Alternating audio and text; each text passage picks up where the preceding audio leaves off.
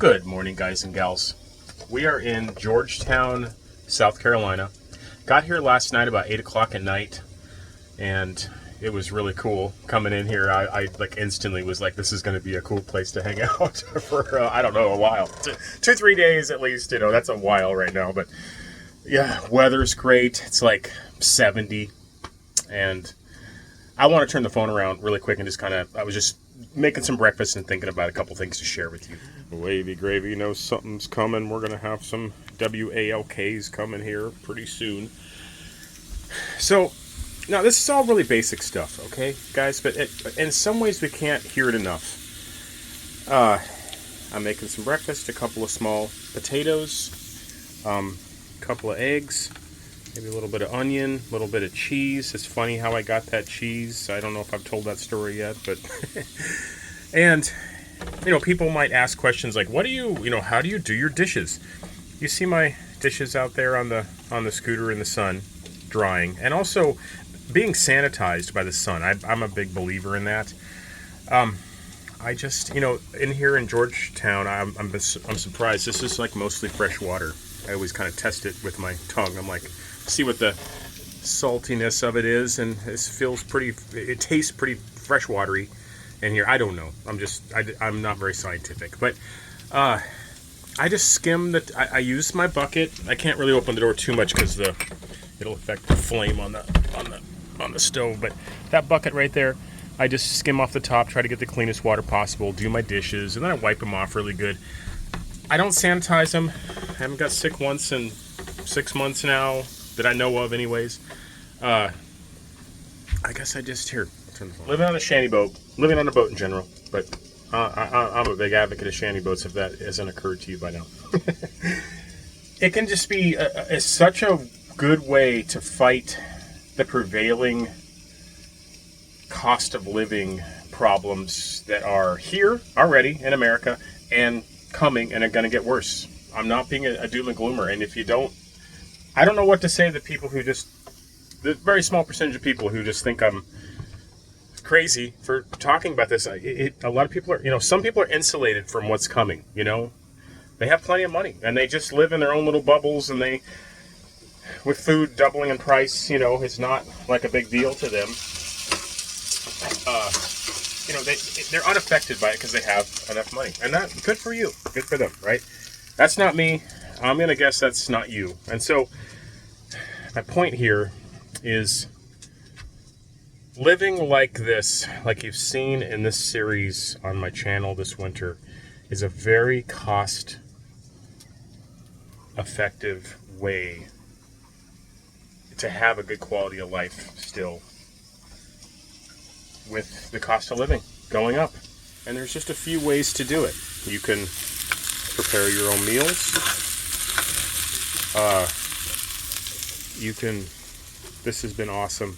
Guys, if I haven't mentioned this lately, this IceCo has solved us so many problems. Our solar system just doesn't even know it's there. Because part of it's because we're down here and there's so much sun, right? We'll see how it goes in the Northland, but I mean, it's quiet. I've heard people say, well, does it wake up at night? I never hear it. Between just the sound of the waves gently lapping on the hull of the boat, I don't hear much other than that. It's just another sound that you get used to. But yeah, anyways, I'm just trying to make my point that there's just no silver bullet or some big thing that's gonna solve these problems. It's the little things. It's the way you live your life, and all the little things that add up, that simplify your life and make it so you can afford it and have time to have a quality of life, I guess is what I'm trying to say. When I was younger, like in my 20s, I used to go to the library a lot back in my hometown of Grass Valley, California. Grass Valley, Nevada City, they're kind of little twin towns in the foothills. And we had a great library, and back in the 90s, it was a great place to live. I mean, I won't go in there, I've already talked about that, but I used to go to the library a lot, and I would read Mother Earth news magazines. I think the first one came out in 1970, and they went. They're still around. I occasionally see them like on a newsstand or something, but they're nothing like what they used to be.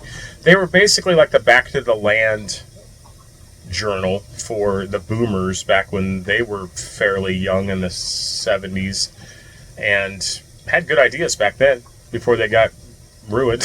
Sorry if you're a boomer. But, I used to read all these Back to the Land, Mother Earth News magazines, and lots of really good ideas about the stuff that I'm applying to this day. I don't know if you can get your hands on some of those. I used to have all of them because the library would see me come in there and read them, read them all the time. They gave them to me, but they probably have been lost. I might have them in a storage somewhere, but I think you can probably get them in digital form now, or you can find them online or something. But man, that was a great magazine. It's politically speaking, it's not my cup of tea, the hippie stuff, but like they, that's back when those people had the best ideas. Just back to the basics, back to the land, organic gardening, building your own home, things like that. It's kind of my final concoction there. 2 eggs, some potatoes, some cheese, and I'll use some of this cream on it when it cools off a little bit. Let's go out here for a minute. There's some kind of power plant or something over here in Georgetown. I'll put it on the screen when I figure it out. Always interested in these, smaller cities that still have some industry that hasn't been shut down, and also has done really good at like kind of the touristy stuff, which it looks like this town has. Plus they got tons of history, and we're just anchored right here off of the town, off of the waterfront, which is just so awesome. People kept telling me that Georgetown was a good place to stop, and it has been. I listen to a lot of podcasts when I'm just 5 miles an hour on the ICW here, and one guy that I listen to quite a bit, he lives in California now, and he's talking about, just today, in the podcast today, he's talking about how expensive it's gotten. Like, he's a professional, he does, he's a white-collar professional, and he's struggling because his rents are outrageous. I think I've heard him say something to the effect of a couple grand a month, and his car insurances went up to $400 a month, and that's just like, for a paid-for little car and liability and stuff, because so many cars in his neighborhood, the windows are being broken out and stuff like that, and so they have to raise the rates. And it's like, I mention that because it's like, people that aren't on the wave of being able to escape the tsunami that's coming in America are gonna have to get very creative and kind of do things that they might not have thought of they would do before. Okay.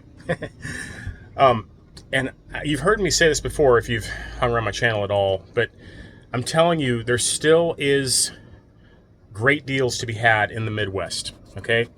If you find yourself living on either one of the coasts, the West Coast or the East Coast or something like that, and it's just so expensive and you're paying rent and you're just struggling and working all the time and just staying in place, running on a treadmill, think about moving to the Midwest, becoming more hardy with your tolerance for weather and cold weather, because there's no place in the Midwest. You're going to get away from that unless you go to Texas, and that's not the Midwest. I'm talking about the Great Lakes and the Dakotas and stuff like that. I'm thinking about, even though I kind of have this problem solved for myself, at least for the moment, God bless, thank you, Jesus. But I have even thought about, going to one of these small towns of like 200 people, just a white spot in the road in like North Dakota or something, and just finding another little shotgun shack for $5,000. I've done it. I bought a house for $5,000 once. It was stolen from me from a real POS. Maybe I'll tell that story sometime. But yeah, go to like a little town in North Dakota or something. It's dying, and and just buying a little place. And another way they're going to get us. I mean, think of it. I try to think of it this way. The system. One of the things it does is it watches for the exits. As they put the crunch on the people people naturally find a way to escape the trap that's being set upon them. And the system recognizes those exits, and then it covers the exits through regulations and, rules and petty rules and regulations. And also, they raise property taxes. So, at one time, having a cheap house that you paid $5,000 for or $10,000 for or something, which, I bet it sounds nuts to some people watching this video. Like, you paid $5,000 for a house? Yes, I did. Just back in 2016, not very long ago, 8 years ago. This is what I talk about. Like, someplace in the upper Midwest, the economy's broken. And you'll ask the question, well, what do I do for work? And I mean, you got to figure this out. I have ideas, and I'll talk about them when I can get my head around it, and I'll try to be useful. But I can be all over the place in these coffee rant videos, right? You still can go to a little town in northern Minnesota. I live in Minnesota. I have a place in Minnesota. The UP, there are still some rural places in the UP, Upper Peninsula, Michigan, if you don't know.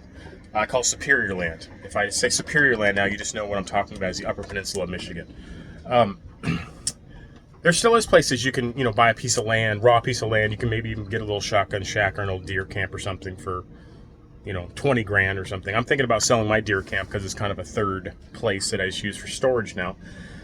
And just a few years ago, I paid $13,000 for it, and we have a real estate guy in my little town, and I just ran by him the basics this winter, and he said, yeah, it's probably worth about 30 grand, So not a fortune. I'm not gonna become an independent, financially independent by selling my deer camp or something.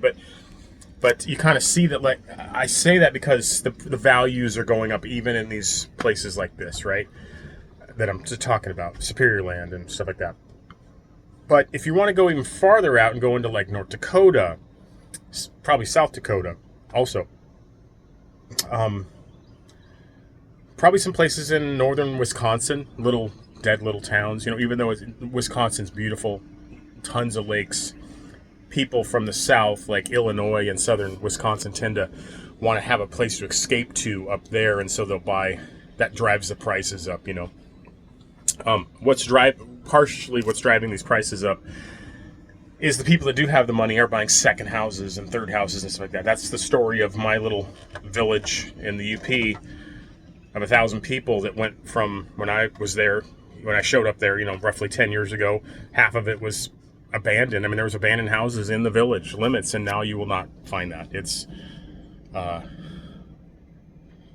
It's been rediscovered, it's been recolonized. It's been, people bought second homes and stuff like that. So, my point, if you're just so tired, I mean, I watch videos on YouTube where people are living in their cars, and they're not really living their cars out of choice, like the car life and the van life and stuff. They have no choice. They're living in like, some city in California, and they're like, I'm just living in my car. I don't know what to do. And I see people talking to their phone, and they've got 500 views on a video, and they're like, trying to work it out. And I just want to write to them and say, get out of California, get off the West Coast. I mean, you can visit it. Go ahead and go visit your family and friends once in a while, but if you want a place of your own that you can close the door, and for now, no one's going to bug you. It's like that Speech and Network movie from the 70s or 80s where the guy's just, can't you just leave us alone in our homes? It's like, hold on, I got a plane going by. No, they're probably going to even come into our homes. It's the evil system. It's satanic.